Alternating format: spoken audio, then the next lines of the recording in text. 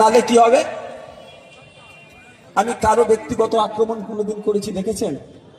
এখানে এসে একটা কথা বলে যান। আপনাদের বর্তমান বিধায়কের নাম কি? রফিকুর রহমান সাহেব। না, আমি ওসবে যাচ্ছি না। আমি একটা বলি, উনি একটা স্ট্যান্ডিং কমিটির মেম্বার, আমি সে স্ট্যান্ডিং কমিটির মেম্বার। আমরা একটা ভিজিটে গিয়েছিলাম, তাই তো নাকি? তো কিছু ছবি উঠেছিল, উনি ওনার ফেসবুক পেজে পোস্ট করেছে, আমি আমার ফেসবুক পেজে পোস্ট করেছি। আবার তারপরে বলছে এআই দিয়ে নাকি করেছে। তো আমি এই ধরনের অসত্য কথা বলি না ভাই। ওখানে বিজেপিরও বিধায়ক ছিল, তৃণমূলেরও ছিল, সংযুক্ত মোর্চারও বিধায়ক ছিল। সরকারি একটা কমিটি গিয়েছে শিক্ষা প্রতিষ্ঠানের হাল দেখতে। আমি ওখানে গিয়ে না, আমি বাথরুমে চলে গিয়েছিলাম। ওরা গিয়েছে মাস্টার মশাই কে কি করছে, সে ভুল কাজ ওনারা কিছু করেনি। ওনারাও অন্য দেখছিল, মিড ডে মিল কেমন করে খাচ্ছে না খাচ্ছে সব দেখেছে। আর আমি এইগুলো দেখার পরে বাথরুমে চলে গিয়েছিলাম, গিয়ে ভিডিও করে নিয়ে এসেছি। আমার মোবাইলে আছে, চাইলে আমি ফেসবুকে একবার পোস্ট করেছিলাম, চালিয়ে দিতে পারবো। কেন? আমাকে পাঠানো হয়েছে ওখানে কিসের জন্য? ওইগুলো দেখার জন্য। আমি ভালোগুলো তো আমার নজরে সব এমনি এসে যাবে, ভেসে ভেসে আসবে, তাই না? তা আমাকে খুঁজতে হবে কি? আমি তো বিরোধী, খারাপগুলো যত খুঁজবো, বিরোধীরা যত আওয়াজ তুলবে, খারাপগুলোকে ঠিক করার জন্য তৎপর হবে। এই আমাদের যে ডেমোক্রেসি, আমরা গর্ব করে বলি।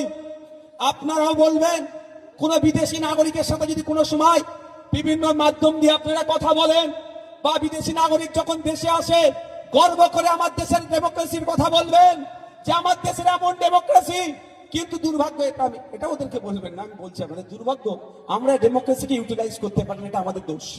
কিন্তু আমাদের ডেমোক্রেসি পাওয়ারফুল ডেমোক্রেসি।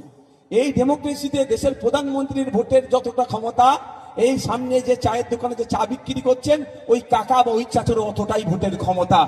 এর থেকে বড় জিনিস আর কি নেবেন? এটা আমাদের দেশের ডেমোক্রেসি।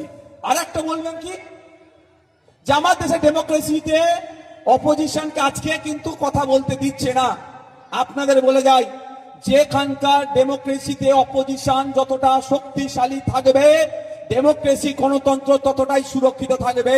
কিন্তু নরেন্দ্র দামোদর দাসের পরিচালিত ভারত সরকার বিরোধীদেরকে পছন্দ করছে না।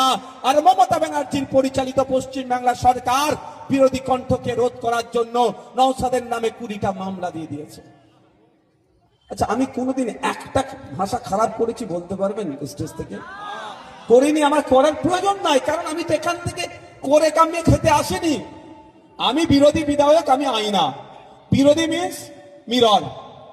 বিরোধীদের কাজ আইনা, সরকার চলছে, এই চলার মধ্যে যে ভুলগুলো হচ্ছে দেখিয়ে দেওয়া। সরকারের কাজ কি?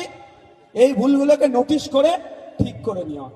কিন্তু আমি যখন বলছি যে পশ্চিম বাংলা কৃষি প্রধান রাজ্য, এখানকার কৃষকরা কেন মাস গেলে 8,000-এর নিচে ইনকাম করে, আমি যখন তথ্য দিয়ে বলছি, হরিয়ানায় চলে যান, পাঞ্জাবে চলে যান, জম্মু কাশ্মীরে চলে যান, তামিলনাড়ু চলে যান, উত্তরপ্রদেশ চলে যান, ওখানকার কৃষকরা মাস গেলে 12, 14, 18, 22,000 টাকা ইনকাম করছে।